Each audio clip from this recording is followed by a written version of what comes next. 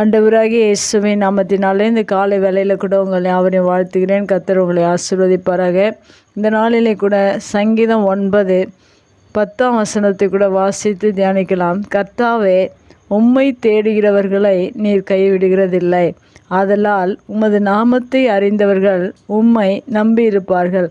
மிக அருமையான வேதவசனம். இந்த வேதவசனத்தில் கூட நீர் கைவிடுகிறதில்லை என்று சொல்லப்பட்டிருக்காம். நம்முடைய தேவன் கைவிடாத தேவன். ஏனென்றால் அவர் கைவிடாத தேவனாய் இருப்பதனால் உங்களை ஒவ்வொரு நாளும் கைவிடாதபடிக்கு நடத்துகிறவராக இருக்கிறார். இந்த வேத வசனத்தில் கூட அநேக இடங்களில் தேவன் கைவிட மாட்டார் என்று சொல்லப்பட்டிருக்கிறது. தகப்பனும் தாயும் என்னை கைவிட்டாலும் கர்த்தரனை சேர்த்து கொள்வார் என்று தாவீது சங்கீதத்தில் சொல்லியிருக்கிறார். சிங்கக்குட்டிகள் தாழ்ச்சியடைந்து பட்டினியாக இருக்கும், கர்த்தரை தேடுகிறவர்களுக்கோ ஒரு நன்மை குறைபடாது என்று அநேக காரியங்களை தேவனை நாம் தேடும்போது தேவன் நம்மை கைவிடாதபடிக்கு ஒவ்வொரு நாளும் தேவன் நடத்துகிறவராக இருக்க. இந்த வேத வசனத்தில் கூட உம்மை தேடுகிறவர்களை நீர் கைவிடுகிறதில்லை என்று சொல்லப்பட்டிருக்கிறது. நாம் ஒவ்வொரு நாளிலும் தேவனை தேடுகிறவர்களாக இருக்க வேண்டும். இந்த உலகத்தில் அநேக காரியங்களை தேடி மனிதர்கள் செல்கிறார்கள். வேலை தேடி செல்கிறார்கள், பெண் தேடி செல்கிறார்கள், இன்னும் பொருளாதாரத்தை தேடி செல்கிறார்கள், செல்வங்களை தேடி செல்கிறார்கள். ஆனால் கர்த்தரை தேடுகிற மனிதர்கள் மிகவும் குறைவாக இருக்கிறார்கள். ஆனால் கர்த்தரை தேடும்போது தான் அவர்களை தேவன் கைவிடாதபடிக்கு நடத்துகிறவராக இருக்கிறார். தேவன் ஒவ்வொரு நாளிலும் நம்மை கைவிடாதபடிக்கு தேவன் நடத்துகிற தேவன். ஏனென்றால் வேதவசனம் சொல்லப்பட்டிருக்கிறது, நான் உன்னை ஒருபோதும் கைவிட மாட்டேன் என்று சொல்லப்பட்டிருக்கிறது. தேவன் மிகவும் அன்புள்ளவராக இருப்பதினால தேவன் நம்மை கைவிடாதபடிக்கு ஒவ்வொரு நாளும் நடத்துகிறவராக இருக்கிறார். நம் தேவனை தேடும்போது தேவன் நம்மை கைவிட மாட்டார். ஒவ்வொரு நாளிலும் தேவனை அதிகாலையில் தேடுகிறவர்களாக இருக்க வேண்டும். தாவீது அவருடைய வாழ்க்கையில் ஒவ்வொரு நாள் அதிகாலையிலும் கர்த்தரை தேடி இருக்கிறார். ஒவ்வொரு நாளிலும் ஒவ்வொரு நேரமும் அவர் கர்த்தரை தேடுகிறதுல மிகவும் ஆர்வமுடையவராக இருக்கிறார்.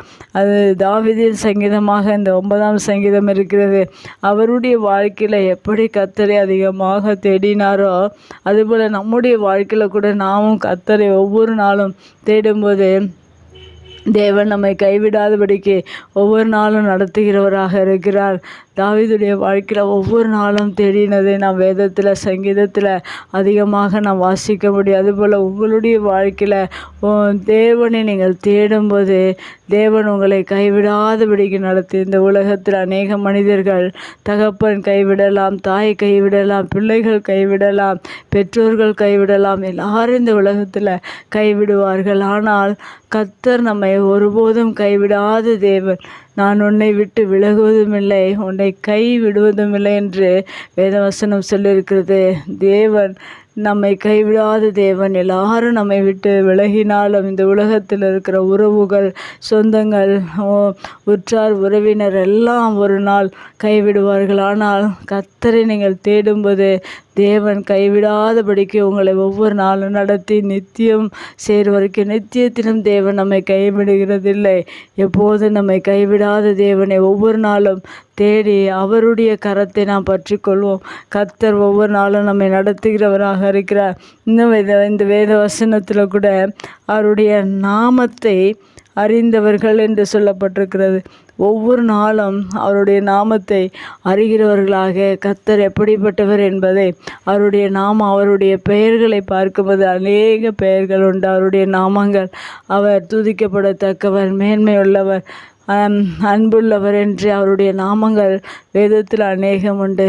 அவர் பெயர் என்னவோ அப்படிப்பட்டவராக இருக்கிறார்.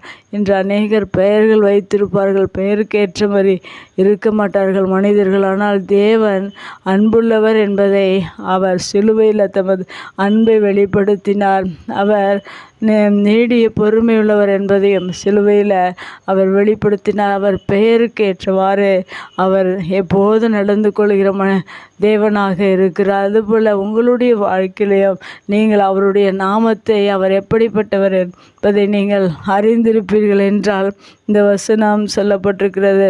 அப்போது தேவன் உங்களை கைவிட மாட்டார். ஒவ்வொரு நாளிலும் அவரை நம்பி, அவரை தேடி, அவருடைய அன்பில், அவருடைய அரவணைப்பில் இருக்கும்போது தேவன் நம்மை ஒருபோதும் கைவிட மாட்டார். இந்த உலகத்தில் யார் உங்களை கைவிட்டாலும் தேவன் உங்களை கைவிடாத தேவனாக இருக்கிறார். கர்த்தரை நாம் தேடுவோம், அவர் நம்மை கைவிட மாட்டார். தொடர்ந்து கண்களை முடிச்சபிக்கிற எங்கள் அன்பு தகப்பனே, உம்மை தேடி நாங்கள் ஆண்டவரே உம்முடைய ஆசீர்வாதத்தை பெற்றுக்கொள்ள நீர் கைவிடாத தேவன் என்பதை நாங்கள் அறிந்து கொண்டு உம்மையே நாங்கள் நேசித்து உம்மையே நம்பி உம்மை அறிந்து நாங்கள் தொடர்ந்து உம்முடைய பாதையில் நடக்க நீர் எங்களுக்கு உதவி செய்யுங்க. இயேசுவின் நாமத்தில் ஜெபம் கேளும் நல்ல பிதாவே, ஆமேன்.